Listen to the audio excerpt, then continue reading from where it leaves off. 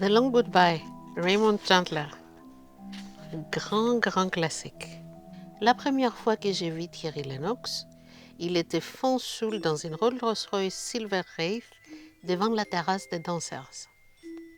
Moi, la première fois que je suis allée aux États-Unis pour une affaire, j'ai pensé me retrouver Raymond Chandler et j'ai pensé me retrouver Philippe Marlowe et cette ambiance de détective des années 40.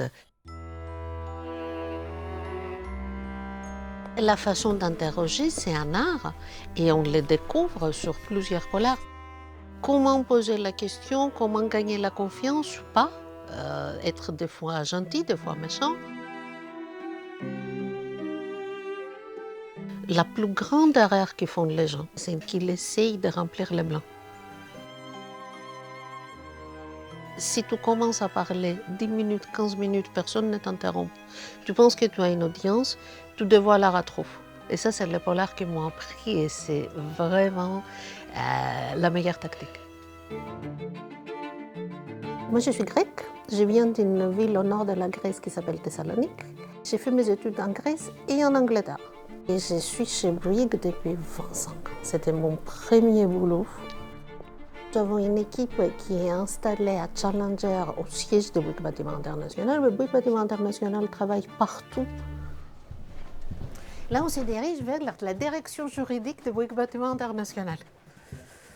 Tu peux voir, on l'a écrit pour que ça soit clair. Ici, c'est le DJBI. Ici, nous avons des gens qui travaillent sur plusieurs sujets. Corentin, par exemple, sa spécialisation, c'est la gestion contractuelle.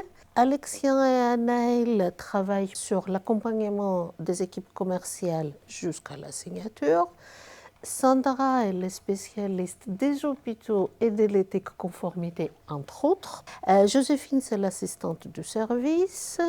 Diego, qui travaille beaucoup sur les aéroports, accompagnement, signature des équipes commerciales. Siméon, il travaille aussi sur l'accompagnement, un peu sur la gestion contractuelle, sur le RGPD, qui est la gestion des données personnelles. Dans une direction juridique, nous faisons de l'accompagnement pour la signature de contrats, nous accompagnons aussi les litiges et les réclamations et on fait également l'éthique et la conformité. Bonjour Elena. Bonjour Christophe. Comment ça va? Ça va et toi? Ça fait longtemps qu'on s'était vu. C'est vrai, ça fait un moment, oui. Donc je suis venue pour le projet d'acquisition. Celui dans le fameux pays dont on ne parle pas en raison de sa confidentialité extrême. Exactement, le fameux pays dont on ne parlait pas.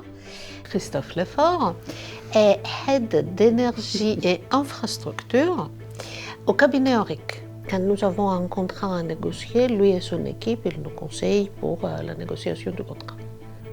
Beaucoup de transactions majeures sont réalisées selon des standards qui ne sont plus des standards français ou anglais, qui sont des standards internationaux. Et de ce point de vue, Elena est parfaitement à son aise avec des facettes extrêmement internationales. Moi, je suis très souvent en déplacement, mais j'adore le voyage.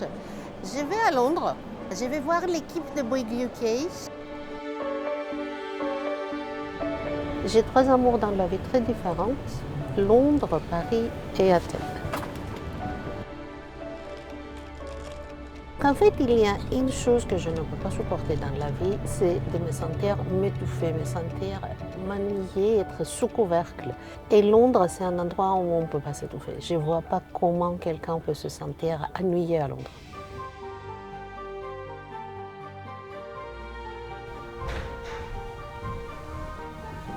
So Carissa is head of legal for Bouygues UK. Ross is a very senior member of the Bouygues UK team, and he has been the lawyer who worked on the Oriel project and negotiated this contract. The facade was a single subcontractor. So we are in the Oriel Eye Care Research and Education Facility. She's really supportive of us in the UK. Having been in the UK herself and worked internationally, she's got a good understanding of things in the UK and how the system works. I'm very flattered that Carissa says that because it's important for me wherever I go to be able to understand the culture the best I can. Those guys have really helped me. Le message que j'essaie de passer toujours aux gens est à un moment dans la vie, il faut sauter dans l'inconnu. Si on pense ça va pas marcher, pourquoi ça marchera? Ça, c'est un grand questionnement de profils internationaux qui souvent se disent mais pourquoi ça marchera, je ne suis pas français. Non, il faut faire confiance au futur. Allez-y, lancez-vous, gardez un esprit ouvert et il n'y a aucune raison pourquoi ça ne marchera pas.